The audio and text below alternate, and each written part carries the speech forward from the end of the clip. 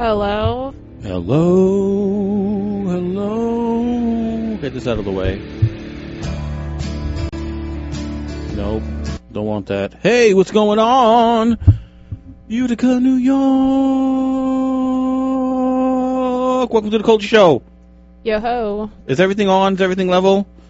It looks like it WPNR Radio 90.7 Utica College Pioneer Radio. Home of us, the Culture Show, and welcome back to another exciting episode. It's Wednesday, May 14th. I had that, I think. I gotta adjust my mic. Hi, Christina. Hi, Michael. What's going on? Oh, you know, living the dream. Living the dream. Living the Utica dream. It's gorgeous outside today. The birds are chirping. Birds the are squirrels chirping. are a-humping. Excuse me? Mating. Or mating. The rain in Spain falls mainly on the... I was going to use the racial term, but I'm not going to anymore. What did you say before that? The rain? The rain in Spain falls mainly on the plains. That's a verbal exercise for linguistics to enunciate. The rain in Spain falls mainly on the plains. See that? That's proper diction. I'm not a speech pathologist, so... No, you're a... What am I? You're a psychopath. Oh, well, that's not nice. So, yeah, it rained last night like a dickens. Did you hear that? Yeah, I did. That stormy storm? Everyone was really excited about it. More excited than they should be about storms. My son was not very excited by it. My son was scared poo-poo-less. Really? Yes. It was pretty ferocious. There was one... After the rain had subsided for like 10 to 15 minutes, there was one final kaboom that shook everything in the house. Yeah. I slept through most of it. Yeah, you sleep through a lot of things. I slept through most of all of 90s and early 2000 culture. I'm actively sleeping through most of whatever's happening now. Excellent. So what is new? What's new this week? Culturally related. Culturally related. Yes. All the ice cream places are now officially open. Are they? I have no clue. I made that up. Oh, you do.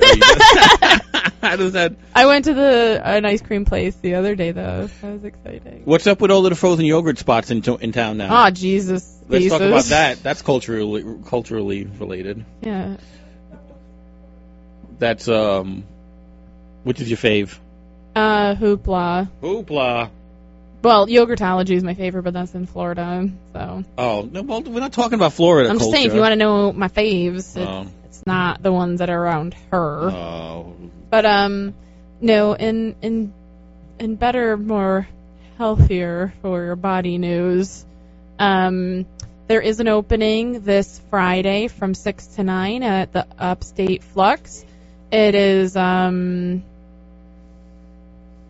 a collaboration of a bunch of different artists. You can find it on our Facebook page, www.facebook.com/thecultureshow. There's an invite. Please go to the opening. It actually has works from me, from Michael, several other artists, Sculpture Space artists, and it highlights the photo club of MVCC. So there's a lot happening. The building is, what's the address? I had it in my head. It's on the invite. It's on the invite on Facebook, www.facebook.com/thecultureshow. It's on Columbia Street. It's right at the end of Columbia Street, right across from Sculpture Space.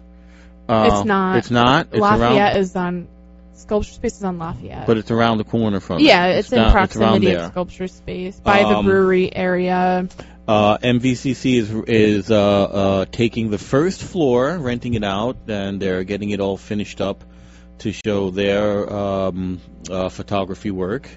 And we're having we're piggybacking, figuratively and literally, on the second floor with the Upstate Flux stuff. So that's going to be fun. When are you bringing your work in?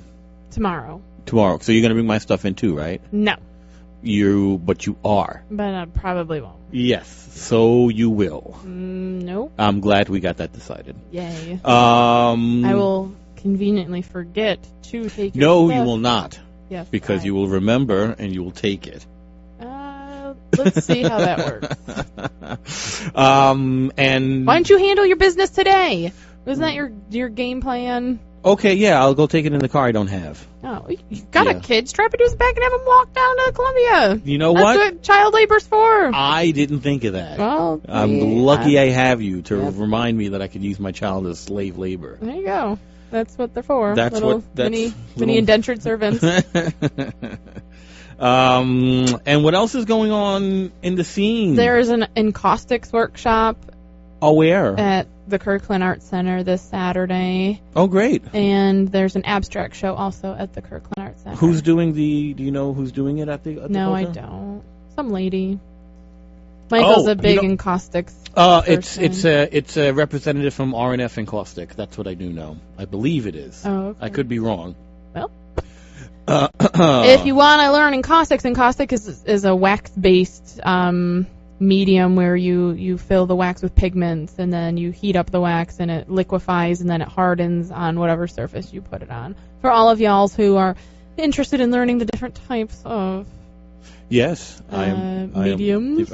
Mediums. I am in love with encaustic. Europe is talking about banning cadmiums. Oh, straight up. Mm-hmm. Cadmium is a pigment that is one of the one of today's most toxic pigments. It's used in reds and yellows and blue. Blue, right? Blues as well. Blue? All of the no. I think it's just yellow. What am and I red. talking about? Yeah. Anyway, it's one of the ones that don't eat it. Don't eat it, and even absorption through your skin happens with it. Painting used to be a very dangerous business, man. Yeah. Lead was a big part of the beginning of oil painting. Yeah. As far as the preparation of the canvases. So don't gnaw on old paintings. Don't eat your old paintings. If you're in the Met by yourself, please do not succumb to the urge to start gnawing on a Renaissance painting. Exactly. It's not going to do you any good. Well, I mean, a little bit. So they're thinking about banning them. In Europe, yes, which means that America's going to be like, keep it going. Well, of course. We don't even know how to count compared to Europe. Yeah, that's true.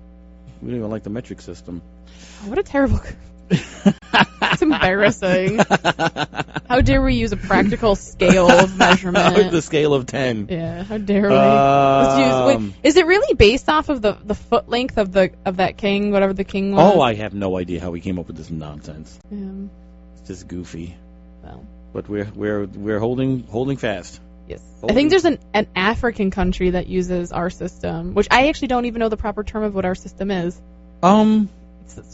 Isn't that strange? Like, you wouldn't know. Yeah, that's true. Metric and... The foot-pound system, the foot standard. Well, it's not even standard, because not everything is...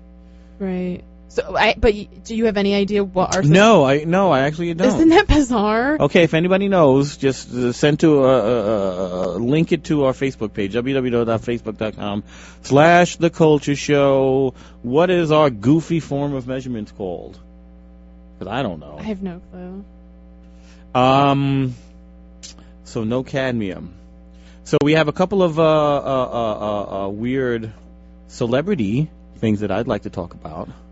I posted on our Facebook page today that this is like Michael's show to geek out, and this is where Christina sits and nods and encourages him to express himself freely through all of the topics that he's going to talk about. Well, in this show, I must say, you are probably just going to nod and not really know what's going on. What's going to happen is when I'm just going to actually leave. But actually, the good thing about it, it'll be just like every other show that we've had, where you just sit there and nod. Yeah. And not know what's going on. You hear that? That was a dig. You're gonna be fine. You're gonna contribute. As a matter of fact, I want you to go later on the Wikipedia. My phone has like 0 battery. Oh, what is wrong with you? You could use my phone. See, I think ahead to charge things. I don't. I'm trying to drain the battery because it dies quick. So I gotta reach. Oh yeah, so drain it right before the show. That's great. Well, yeah. Thanks. You know, Mr. Who brings you here about preparedness? Whatever. We don't have a relationship like that. We give and give and give. We don't ask for anything. Who's in return. we give and give and give? You. I give and give and give. Yeah, and I take, and that's the way it should be. Well then. But anyway, before we get into the main course, the couple of appetizers is we had a death in the art community that I hold very near and dear to my heart. H.R. Giger, and Christina has no idea who H.R. Giger is. I showed you a picture of what he does. I know now who he is. Yes. I wouldn't have made the connection with his name, but to his work. Yeah. Well, he was the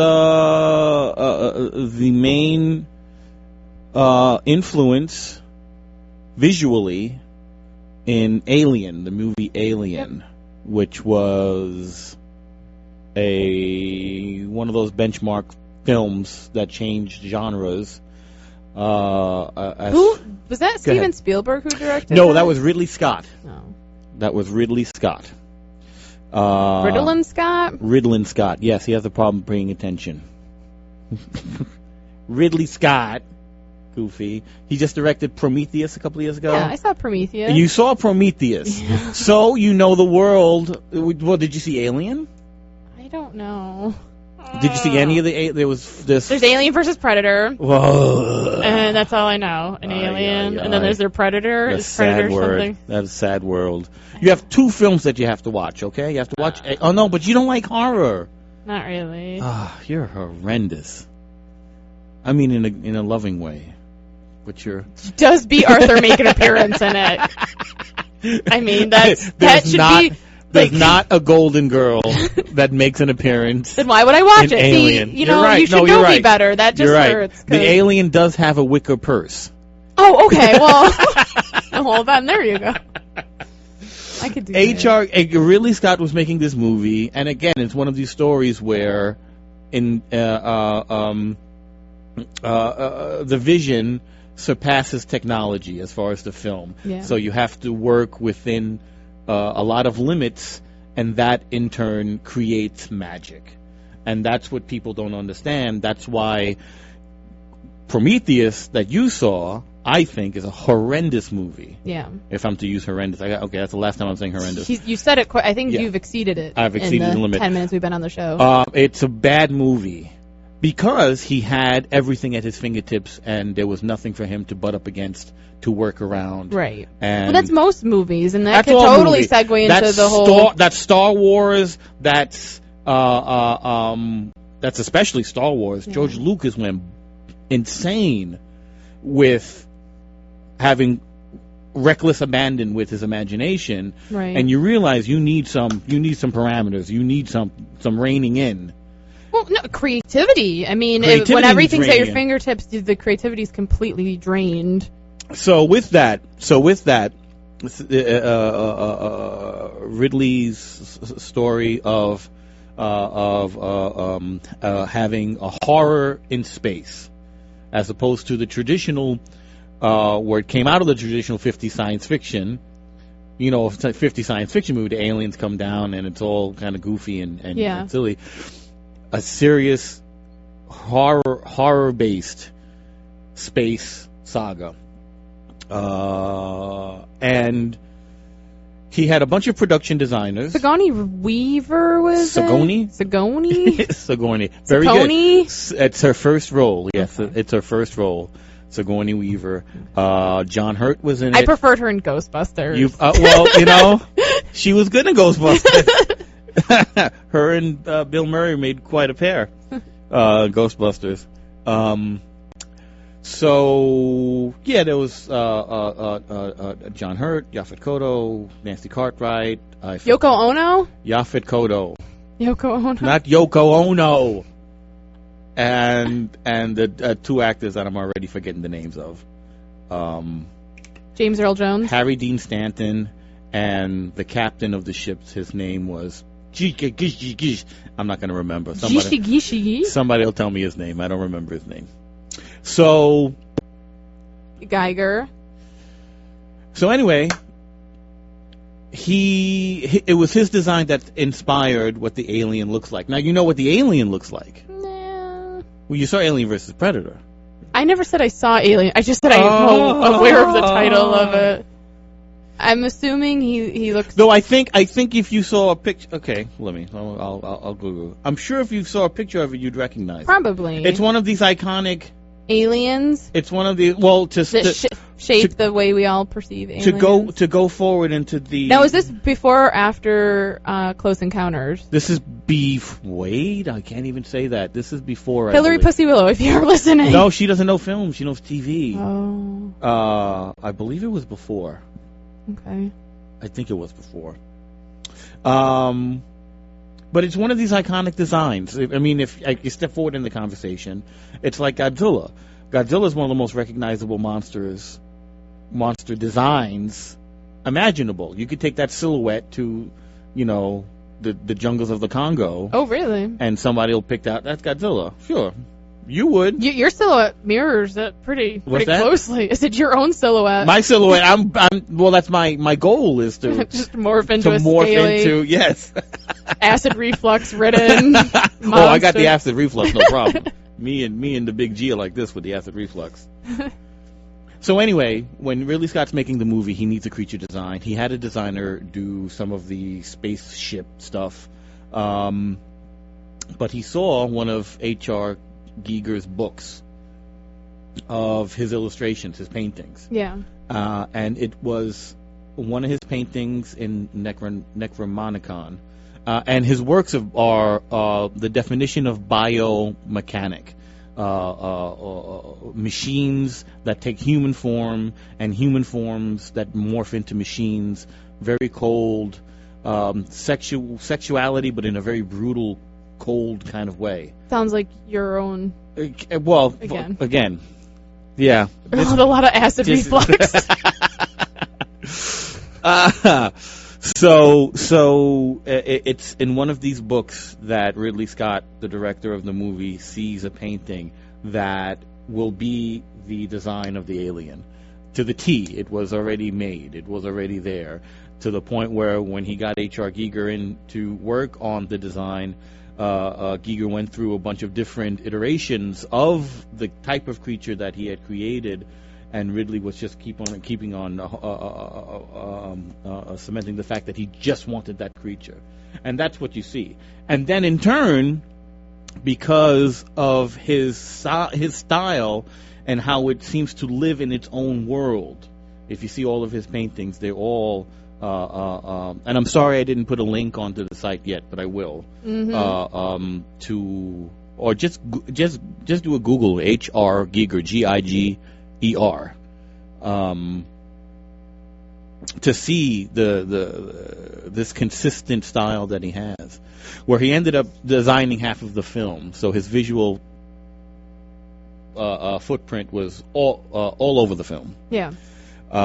He won an Oscar for it.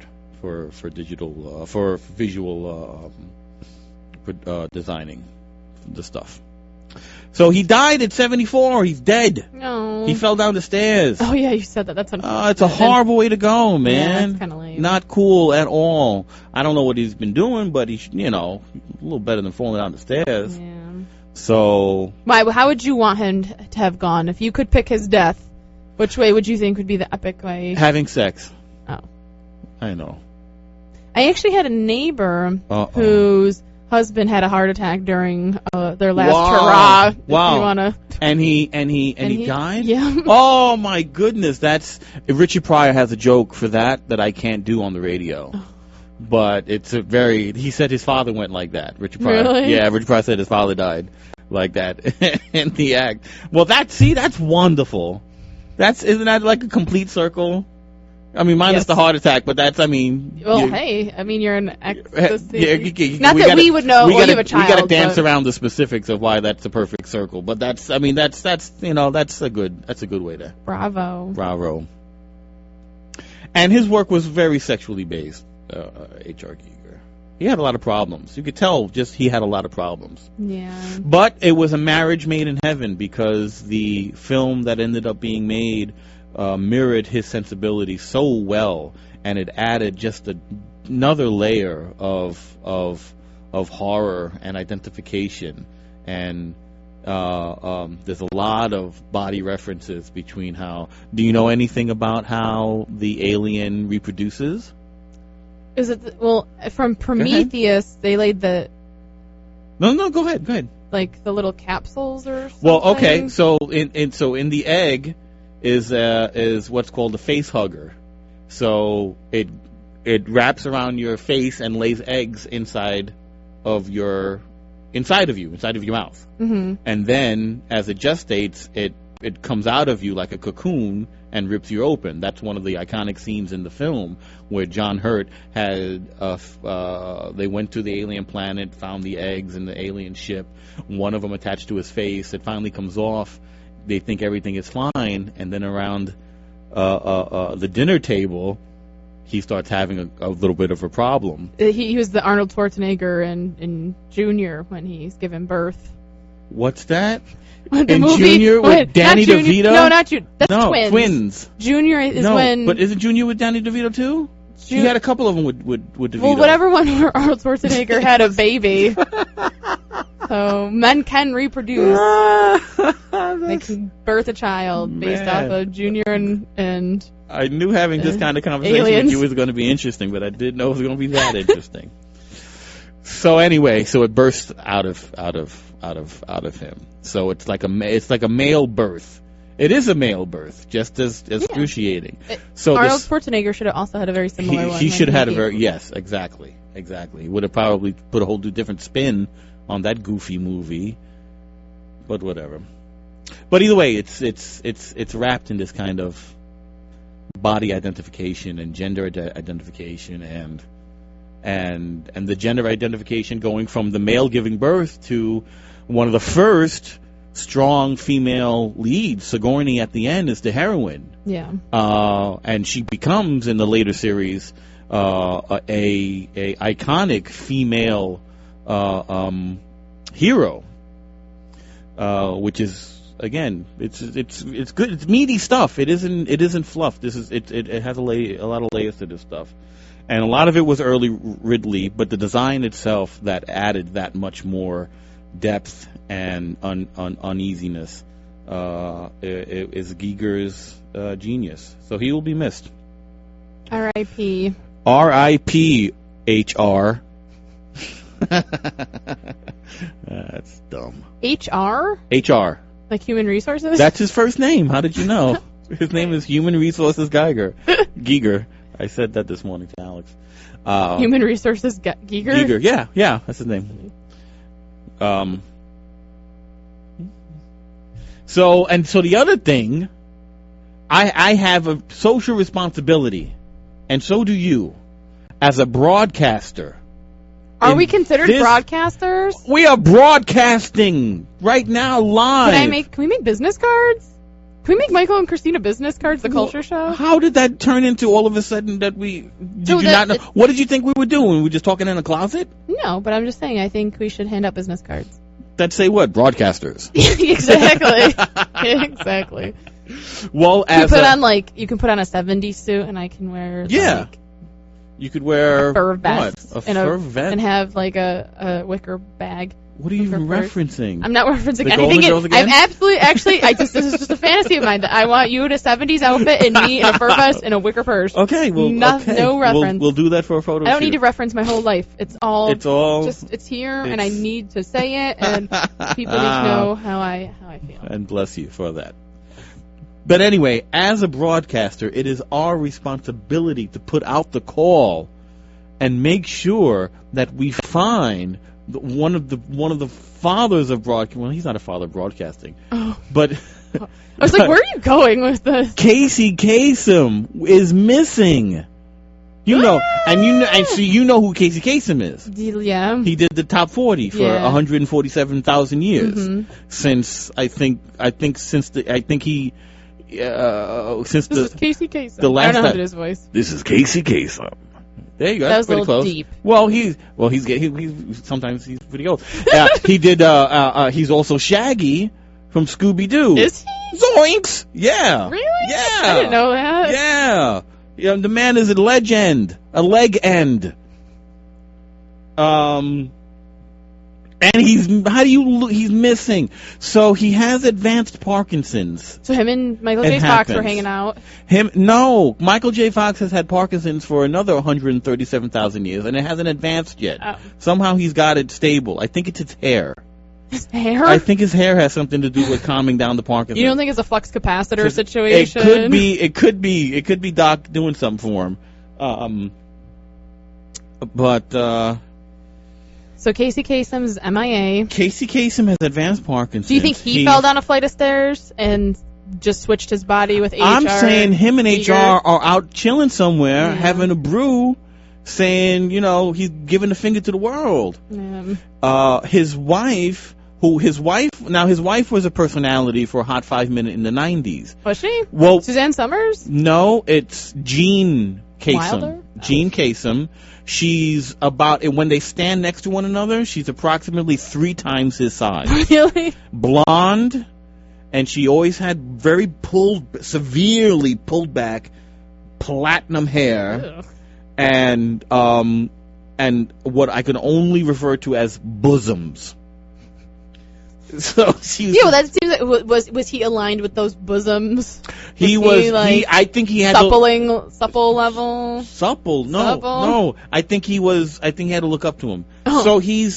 So she was on a couple suckling. I meant to say. Well, don't even say that because I don't know if we can say that on here. Oh. So are we going to talk about women's rights and breastfeeding next? Yeah, that's next. Okay. I was just dropping hints, guys. Apparently, I can't do that.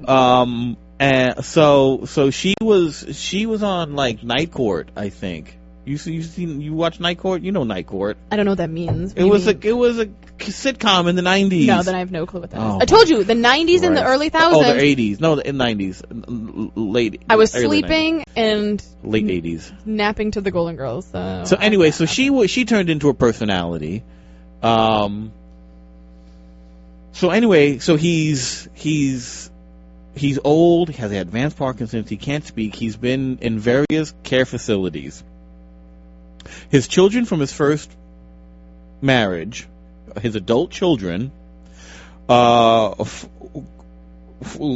him one day. The next day, he vanished. Monday, a judge ordered an investigation into Casey Kasem's whereabouts. And now, if you went missing, would a judge order an investigation about your whereabouts, or would they just say, no, that's for the better for society? The judge wouldn't order a number 5 with a medium coat on his break because he wouldn't even care to be on the bench. Nobody would care about me, but this is Casey Kasem. Now, why is he missing? Nobody knows. Maybe she wants the money. I don't think he has any. He did top 40. That's he counted true. backwards. So he's not that big of a legend if he doesn't have that money. Anyway, to carry forward, I just want to put out the call. If anybody sees Casey Kasem, he doesn't have his jet black hair anymore. Oh, that's tricky. So he's a white-haired with advanced Parkinson's. He can't. If you see someone who is desperately trying to count backwards from 20. Bring him to Michael's house. Bring him to my house, please, because I want credit for bringing Casey Kasem back to the world. Yeah. Casey, this show is dedicated to Casey Kasem. Why is it not dedicated to H.R. Giger? Because he's dead. Who cares about him? Oh yeah, he's not alive. He's still alive, and we need to find him. The goofy thing is that they keep referring to him as being out of the country. The wife says he's out of the country, but wife. So she knows where he is? Because who would check him out? No, she doesn't know where he can't check himself out. No, her lawyer. She didn't speak. Her lawyer said that she doesn't know where he is, but that he's out of the country. But out of the country means on an Indian reservation, probably in Washington State somewhere. Is that sarcasm or is that truth? No, well, that's truth. Well, that's. Again, that's what they're Native American? claiming. No, I don't have no idea what's going on. This is the goofiest story. Casey Blackhawk. How did Casey Kasem turn into a world traveler? I was shocked that he was still alive. To be honest with you. Okay, we're at the half-hour mark. It's time to talk business. Okay, come on. Now it's your turn, kiddo. We have a special guest today.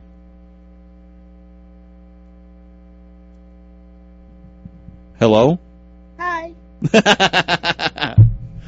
This is going to be great. Our special guest today is here to commemorate a screen legend. Why are you looking at me while you do this? Look at the person. You're going to try desperately to get out of any conversation. I'm putting my feet up and I'm putting my. You need to be the outside man in. You need to bounce this off because I can't talk to this kid for an hour for the next half hour. So we're talking about a screen legend. You've never even seen a second. Have you? Of what? Of any Godzilla movie? Yes. What have you seen? I don't remember. Oh. I watched them when I was younger. I wanted you to see the first. I remember the bad dubbing of the. I wanted you to. Well, that's the whole. I wanted you to see the first Godzilla movie. Okay. Because it is a big, goofy monster in 1954. Yeah. But it had a. Something. I'm sorry. We awakened something. We awakened something. That's the tagline from the new movie. In 1954, we awakened something. You could probably recite like all of the commercials, right? You got to say yes or no. Like people in radio don't. Maybe. Maybe. Yeah, maybe. So anyway, yeah, with Godzilla. I'm a fan of Godzilla. You are, and like I said in my Facebook message, that this is where Michael's gonna shine, and Christina's gonna just encourage and foster all that he loves. He's been talking about this Godzilla movie for 16 months. No, I feel like last summer you were talking about. I maybe have mentioned it last summer. Well, hey. Listen, it's a big thing. I have a very soft spot in my heart for that. Yeah, because you are morphing into Godzilla. I am. It's just my tail. Why haven't you guys been like, he should be like a Japanese citizen and you could be Godzilla for Halloween and you're attacking the city? He's got his own superheroes that he's my going connection through to Godzilla is when Dorothy was going to remarry Stan, and when she was doing their rehearsal and the wedding planner said, let's not be Godzilla attacking the city when she's walking down the aisle.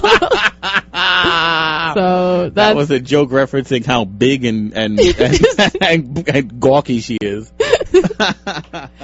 So. Yes. Well, you see how Godzilla infiltrated every corner of popular culture. I completely get that. I read every article you posted too, by the way. Well, what did you get from them? Why do you think that happened? Why do I think? How does that happen? Out of even more so than like everybody knows King Kong, right? Right. I think that anything that in that time period, I think, kind of touching on what we were talking about before with Alien, what something so innovative with so many restrictions and kind of breaking those barriers is going to transcend any culture or anything like that. I think that there was just so much kind of majesty with this creature that was just introduced at a really interesting time. I think sci-fi was really in the 50s. Wasn't sci-fi really starting to like grow? Sci-fi was the popular right. storytelling Would you clump Godzilla with sci-fi? Oh, absolutely. Okay, so I'll give you and everyone else the quick history of the first one. What year was the first one, Macho? 1954. Oh, I didn't even introduce my special guest. My special guest is my son, Mashi. Say hi, kiddo. Have a stronger face of disbelief and anger. Can you get the microphone closer to your face? Yeah, just pull it. Yeah. Okay, that sounds good. Yeah. Maybe I'll put the volume up a little bit more. My son, I have unfortunately infected him with the Godzilla bug. He is sufficiently radiated. He doesn't have the acid reflux completely yet, but he will. Oh, he will. Develop He acid will. reflux. He will. The way he sneaks chocolate in the middle of the night, he definitely will. He definitely will. But I specifically made him so I had somebody to watch Godzilla movies with. Now you know the secret? Yes, so. He needed a friend, Mashi. He instead of paying for one, he just created one. So my buddy and me. So, resident Godzilla expert, what year was the first Godzilla movie made? 1954. So, how many years from 1954 is it from 1945?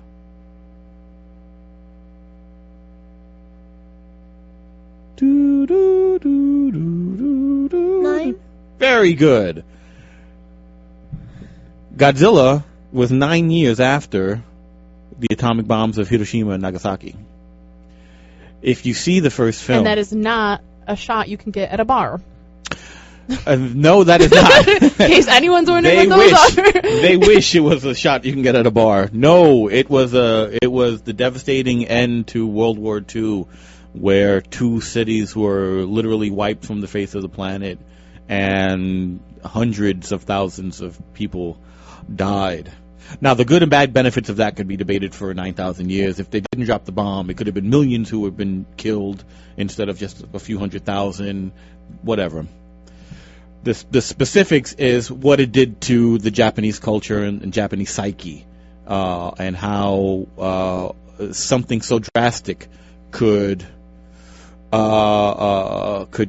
affect something so personally. I mean, we had 9/11 and it's still acting like it happened and yesterday. everything fell apart, Yeah, and everything became meaningful to a certain degree, and that it pales in comparison to what. Now, granted, we weren't in the middle of a war. We weren't so vehemently defending our homeland the way the Japanese was, and doing whatever horrible things that they were doing. I'm not getting them off the hook just because they were bombed. The whole thing was a fiasco. But after the bomb, things change. So 9 years later, a film comes up where a 50-meter tall, radiated metric system lizard destroys the entire city again. It had to have been. It had to have touched people to have seen it in a way different way than we're looking at it from our angle. Why do you think they chose a lizard, so to speak? Like, why do you what prompted them to create technical? It was a sea creature, number one, because they're an island, and it feeds a lot into their... It was a mix between a whale and yes, a whale and what? His name. Yes. They got the idea from half gorilla and half the Japanese name for a whale. Which is? Gojira. Ko with a K. Yeah. Well. So half gorilla, half whale. Kojira. So gorilla, Jira, Gojira. That's what they mixed it together. Gojira. The myth behind the name specifically is that there was a public relation worker from Toho who was this huge mess of a Japanese dude, and his nickname was Gojira. Oh. So they kind of take that. It was never on the script. It was a name that they thought of afterwards. The script name was just a big G for what the monster was going to be. But it was a sea creature because it was an island.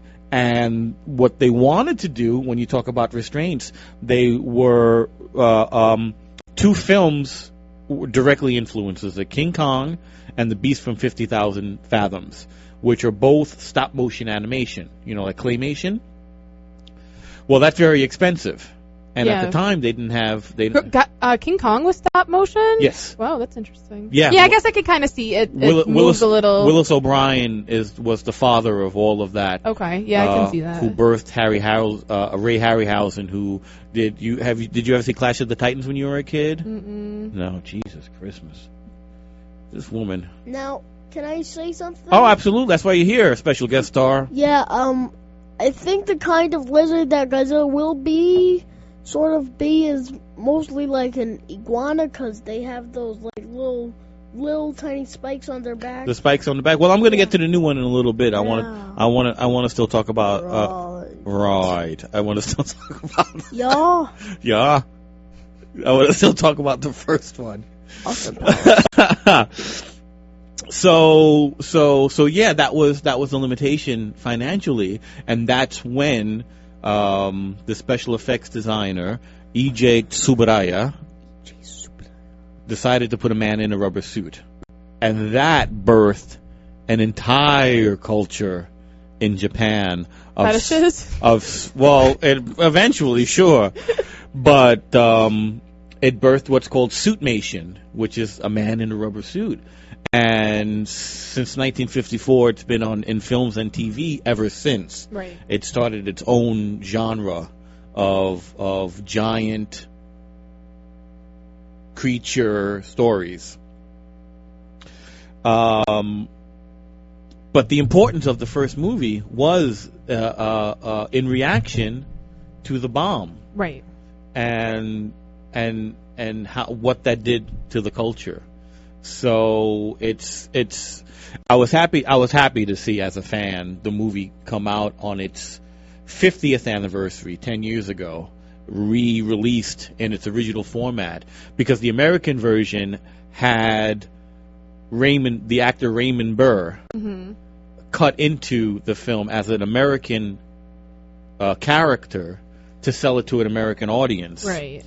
So we never saw the original version, and the original version, directed by Ishiro Honda, carries a lot of weight, and it really got its day with the critics, and it was really looked at as a serious piece of filmmaking because of that connection to the war and because of the serious tone of it. And I think monsters are important. To our psyche, to our culture, to our...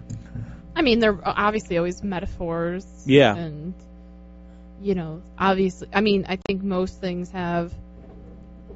whether you're talking about, like, what we were talking about with Alien or whatever, obviously there's always humanistic... Well, in one of the articles that you talked about was that, like, with King Kong or Godzilla and the original ones, the connection, the human connection, and how they had personas of humans, and then how over time these monsters are just turning into, like, just, I'm going to kill everything, and they're just very, like, blank slates with their emotions and stuff. And I think, like you were saying with Godzilla, it's obviously a direct comment on something very tragic, and obviously you need to anchor it with a human connection and how that affects them. Yeah, it was a very cathartic film. It was being able to deal with such a horror in a very specific way, giving a face to... I have issues. I'm sorry to interject. As soon as you said the word cathartic, I instantly think of, like, Golden Girls references, and it, like, really freaks me out. Your entire world. I can't. I need help. Are you realizing that your entire world is framed by this show? It is, because I'm just thinking about this time when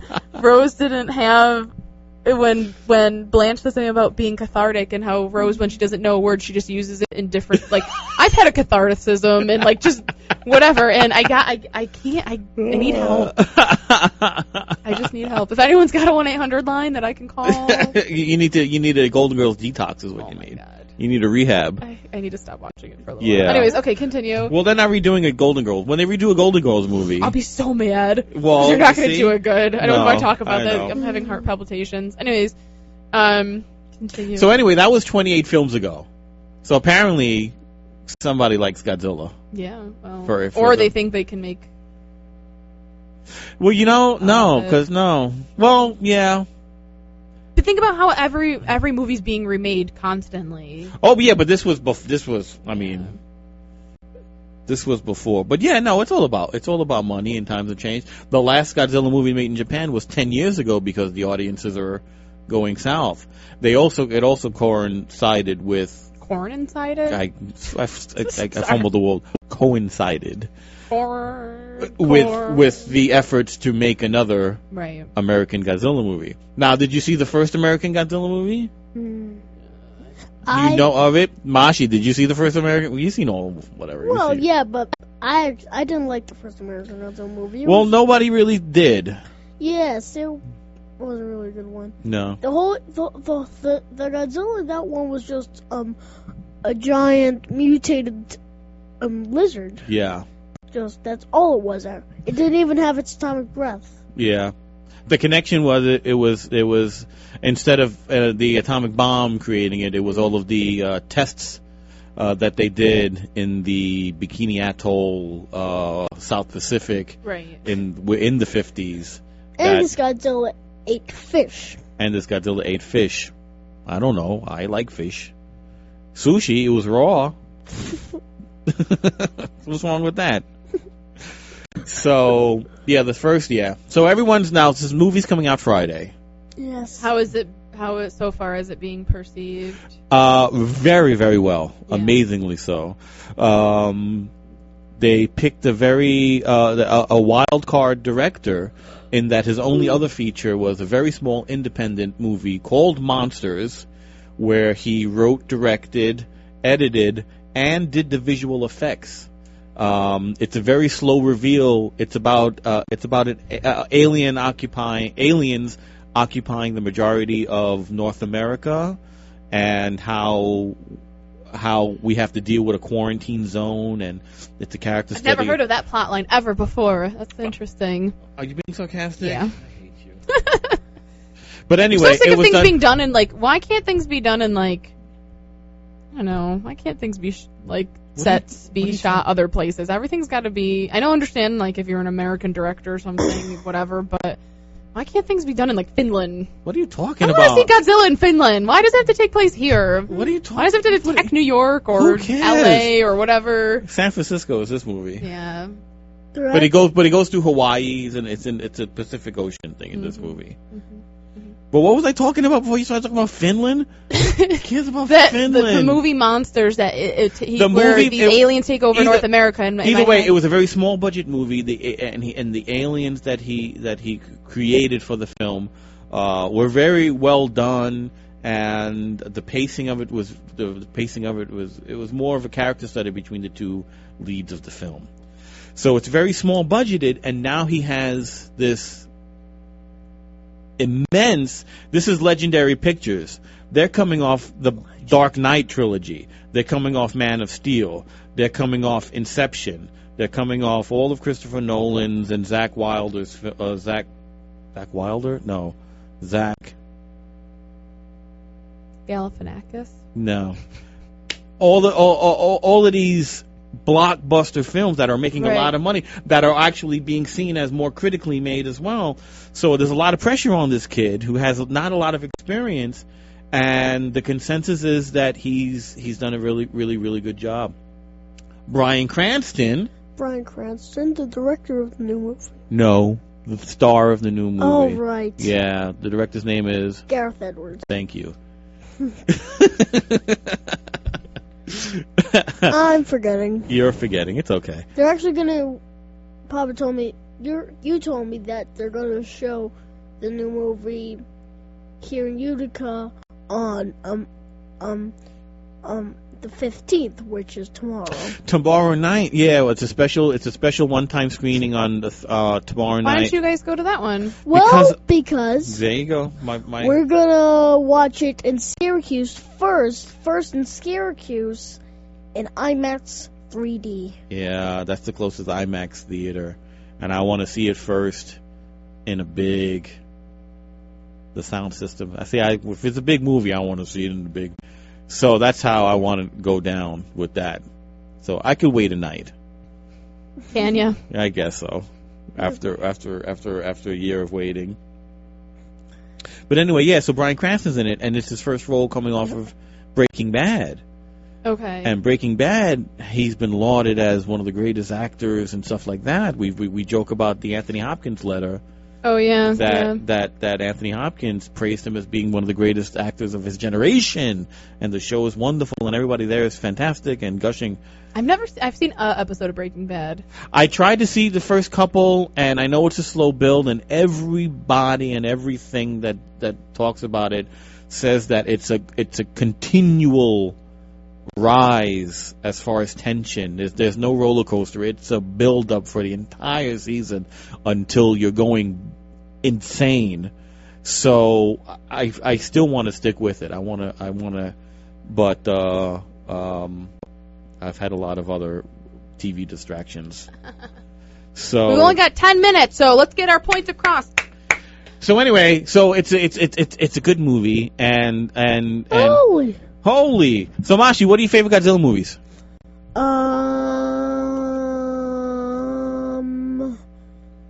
I don't know. You don't know? I like all of them. You like all of them? Yeah. Well, one of my favorite ones is Son of Godzilla. Well, that's of course. First appearance of Media. Because you're a kid, and you like him because he's like a big kid. They find an egg on an island, and he hatches, and it's like a baby Godzilla. It's a baby Godzilla. Media. Where did it come from, though? Where did it come from? Well, that means Godzilla's a female. But he didn't lay the egg. The egg was buried. And Godzilla comes out of the water in the movie. Like, whoa. Where did his egg come from? That is not mine. Yeah. Did he have to pay child support for it? Maybe there was a female Godzilla that had it and buried it on the ground, and Godzilla. Maybe Godzilla's that's both a male. Horrific. He's like a seahorse where he can. The Godzilla in the '98 movie with Matthew Broderick, the American Godzilla, he was not a hermaphrodite. Matthew Broderick from Ferris Bueller. He was in that? Ferris Bueller versus Godzilla. Garbage. That's the one that it was rated PG, pure garbage. Yeah. There you go. And so, in that Godzilla, it was male but turned female and impregnated itself, and that's how it laid. That was how they got away. That's an independent woman right That there. She doesn't need no man. So Son of Godzilla with that and that was a goofy one. You see, because they went through an arc. They went from serious to, as soon as they got more popular, the film started getting goofier and goofier. Right. And then you watch the appearance with that native girl that can throw those little those little fruit things all the way up into his mouth from miles away. Yeah, it was just silly. I've heard native girls have really good arms, though. They can. Maybe they could pitch a fruit. So I mean, that was a very goofy one.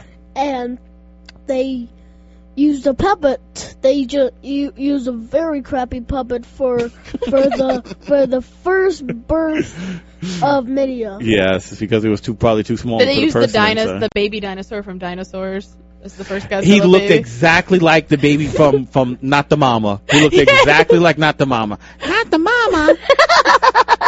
Did you ever see that? We got to watch Dinosaurs. That's a funny show. It's on Netflix. It was the Flintstones with dinosaurs. Yeah, pretty much. But it was all suit actors, and. Hey, Michael, why don't you? Hey, so anyway, what other movies do you like?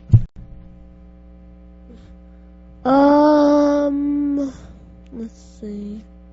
Gimme.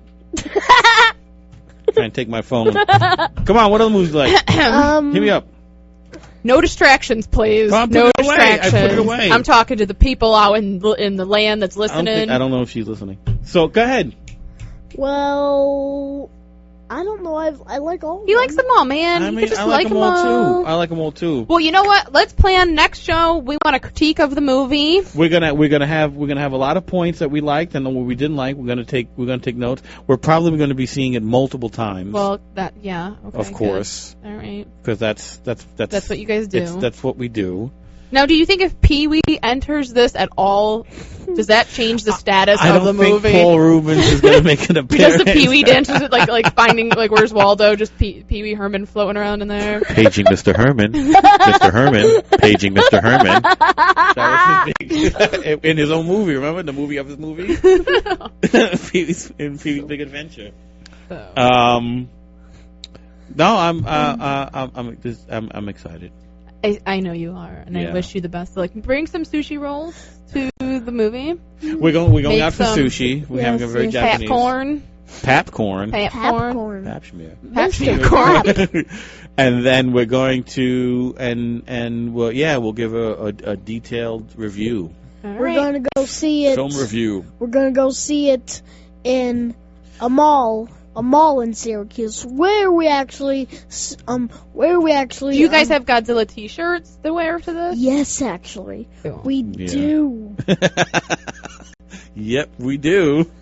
So we're gonna see it in a mall that we actually celebrated his birthday. Oh, we went. His last birthday. Yeah, we celebrated his last birthday there. It's a very special mall for you guys, apparently. Awesome. So. We had lunch there or dinner. Johnny Rockets, what's it? Yeah. Oh yeah, I remember the name. Yeah.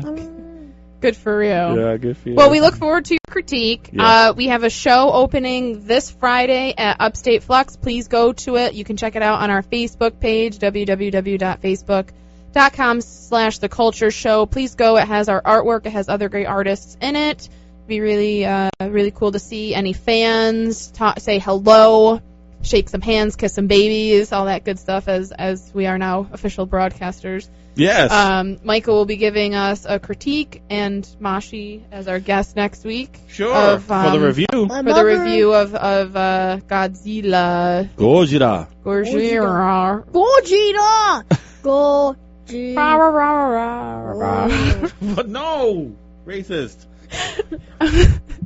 Alright. My mother says that I'm literally going to be scared by this new movie. It could be scary. It's a very serious tone. It's trying to bring back the horror of the first film, touching on, of course, not a nuclear bomb theme, but of the global warming and the things that are happening in our culture. Are there going to be polar bears in this? Dynamically, no, because of global warming. Oh. So it's touching on a lot of environmental themes and a lot of themes of us thinking that we're in control of things until the planet wipes us away. Woohoo! So until that time, catch us here next Wednesday on Dun Dun Dun. My mother. Your mother? No, you're not catch us on your mother. My mother. On the Culture Show. On the Culture Show. My mother is going to see the new movie with us. Yeah, we're winding down the show. I'm trying to give my outro here. You're messing up the outro. But I think the only reason that she's going is because it's in IMAX 3D. She doesn't know anything about Godzilla. Thank you. All right. Well, Thank you, Mashi. Say goodbye. Bye. Have a good one, guys. Bye.